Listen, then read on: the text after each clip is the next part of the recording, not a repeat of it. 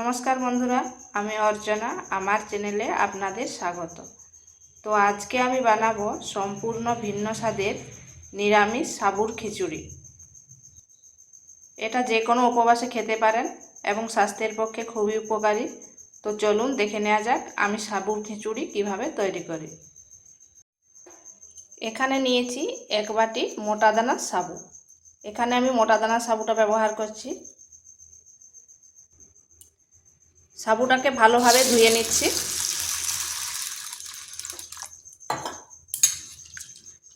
2 থেকে 3 বার এইভাবে ধুয়ে কষ্টে কষ্টে ধুয়ে নিচ্ছি।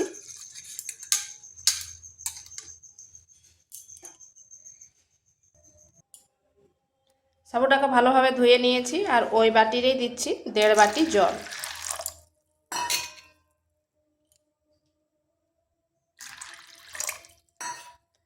এরপর এটা 1 থেকে 1.5 ঘন্টা রেখে দিচ্ছি, তাতে সাবুদানাটা অনেকটাই ফুলে যাবে। সাবুদানাগুলো দেখুন জলটা পুরোটা শুকনো হয়ে গেছে, মানে টেনে নিয়েছে, আর সাবুদানাগুলো ভালোভাবে ভিজে গেছে। এরকম করলে বুঝতে পারবেন আর কতটা ঝরঝরে।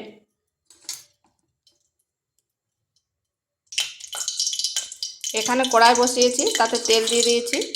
এরপর এখানে দিয়ে দিচ্ছি বাদাম।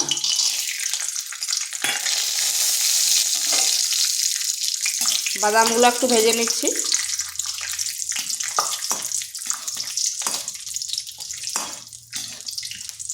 এগুলো হয়ে গেছে, এরপর তুলে নিচ্ছি। ওই তেলের মধ্যে ফোড়ন দিয়ে দিচ্ছি গোটা জিরা আর একটা শুকনো লঙ্কা। এরপর দিয়ে দিচ্ছি আদা গ্রেট করে রেখেছিলাম।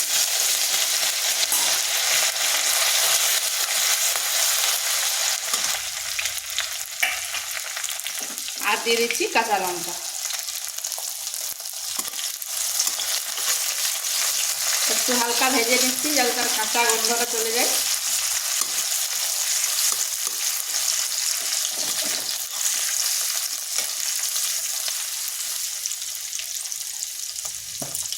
এরপর এখানে দিচ্ছি একটা টমেটো, মিডিয়াম সাইজের একটা টমেটো দিয়েছি।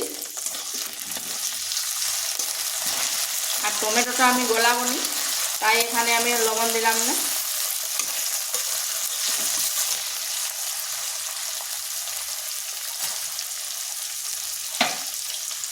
এখানে দিয়ে দিচ্ছি একটা আলুকে সেদ্ধ করে রেখেছিলাম, এরকম টুকরো টুকরো করে।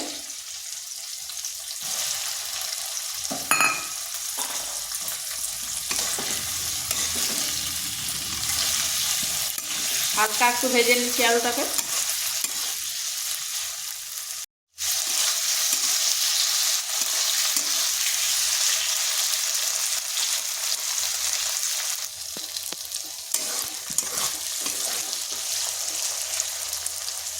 আলুটা ভাজা হয়ে গেছে, এরপর এখানে দিয়ে দিচ্ছি সাবুদানাগুলো।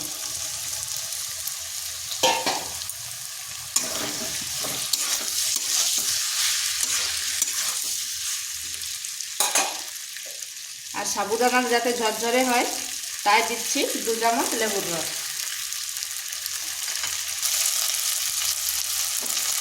এরপর এখানে দিয়ে দিচ্ছি লবণ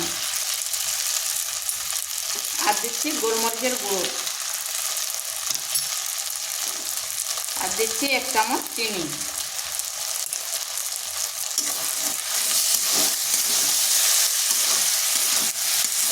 ভালোভাবে এগুলো মিশিয়ে নিচ্ছি।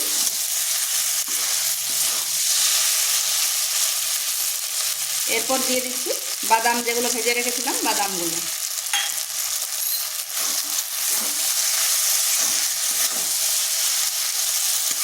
এটা যে কোনো উপবাসে তৈরি করতে পারেন আর খেতেও কিন্তু দুর্দান্ত লাগে।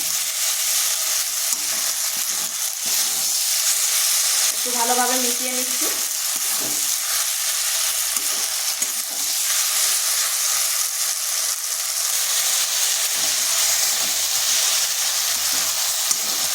এটা হয়ে গেছে, এরপর নামিয়ে নিচ্ছি। তো এটা আমার তৈরি হয়ে গেছে, দেখুন কত সুন্দর হয়েছে আর কতটা ঝরঝরে হয়েছে। এটা ঠান্ডা হলে আরও ঝরঝরে হয়ে যাবে। আর এই সাবুর খিচুড়িটা যে কোনো উপবাসে করে খেতে পারেন, এটা শরীরের পক্ষে খুবই ভালো। আর এটা তৈরি করতেও বেশি সময় লাগেনি, ঝটপট হয়ে যায়। তো ভিডিওটা ভালো লাগলে লাইক শেয়ার কমেন্ট অবশ্যই করবেন, আর নিত্য নতুন রেসিপি পাওয়ার জন্য চ্যানেলটিকে সাবস্ক্রাইব করবেন।